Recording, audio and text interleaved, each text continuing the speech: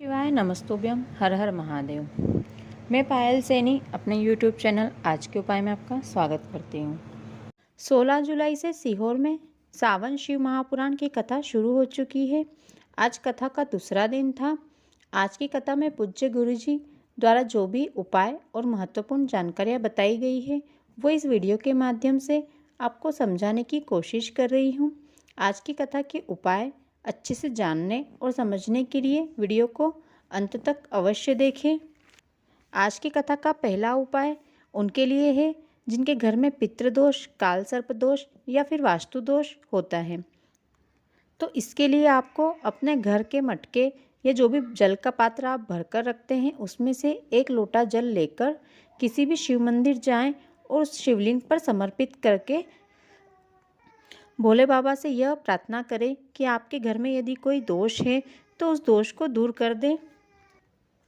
अब चढ़ाए हुए जल को किसी अन्य बर्तन में झेलकर अपने घर लेकर आ जाएं और घर में प्रवेश करते हुए उस जल का छिड़काव कर दें।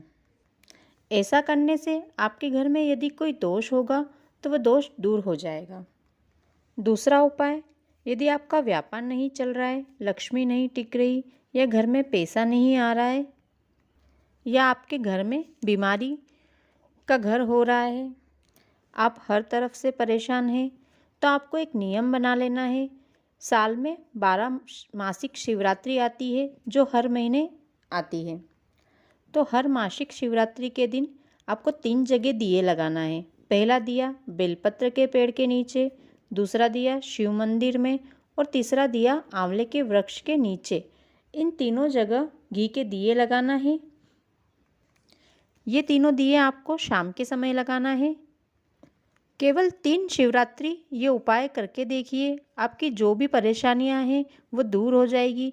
या फिर किसी कामना से आपने ये दिए लगाए हैं तो वह कामना आपकी 3 महीने में पूरी हो जाएगी।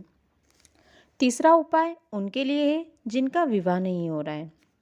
यदि आपके घर में कोई ऐसा है जिसका विवाह नहीं हो रहा है तो किसी भी महीने की अष्टमी के दिन शिवलिंग में अशोक सुंदरी के स्थान पर जिसका विवाह नहीं हो रहा उसके हाथों से हल्दी की 7 बिंदी लगवा दीजिए। अब उसके दोनों हाथ उसका नाम एवं गोत्र बोलकर उस हल्दी की बिंदी पर रखवा दीजिए। अब उन बिंदी की हल्दी उस व्यक्ति के हाथों पर लग गई होगी। अब उस दोनों हाथों पर मसलकर उसे फैला लीजिए। अब उन्हीं हल्दी के हाथों से पीपल के पेड़ पर 5 छापे लगवा दीजिए। केवल 3 महीने में उस व्यक्ति का रिश्ता पक्का हो जाएगा, उसके विवाह के योग बन जाएंगे। चौथा उपाय उनके लिए है जिनको रात में नींद नहीं आती है। यदि आपके घर में या आपको रात में नींद नहीं आती है तो रात को सोने के पहले अपने बिस्तर पर 1 लोटे में जल लेकर बैठ जाइए। अब शिवजी की 5 पुत्रियों के नाम एक एक करके लेते जाएं और अपने हाथ में जल लेते जाएं और उस जल का आचमन करते जाएं। यानी सबसे पहले अपने हाथ में जल लें। अब शिवजी की पुत्री का नाम जया बोलें, फिर जल का आचमन कर लें। अब फिर से जल हाथ में लें। अब दूसरा नाम विषहरा लें, फिर जल का आचमन कर लें। फिर हाथ में जल लें। अब तीसरा नाम शामली बारी लें, फिर जल का आचमन कर लें। फिर हाथ में जल लें। अब चौथा नाम देव बोलें, फिर जल का आचमन कर लें। फिर हाथ में जल लें। अब 5वां नाम दोतली लें, फिर जल का आचमन कर लें। ऐसा करने से शिवजी की 5 पुत्रियां निंद्रा देवी को हमारी आँखों पर लाकर विराजित कर देती है और हमें नींद आ जाती है।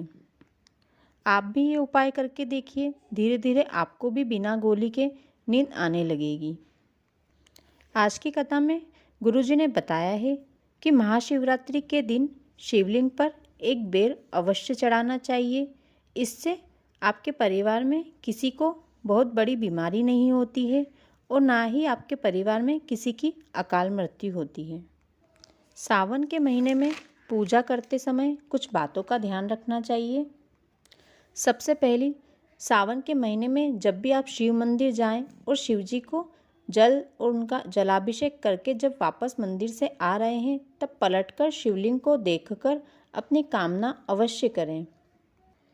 दूसरा, यदि आप और आपके पति दोनों एक साथ पूजा कर रहे हैं तो सभी चीज़ें आप भी चढ़ाएं और आपके पति भी चढ़ाएं। ऐसा नहीं करें कि कोई चीज़ आप चढ़ा दें और कोई चीज़ आपके पति चढ़ा दें।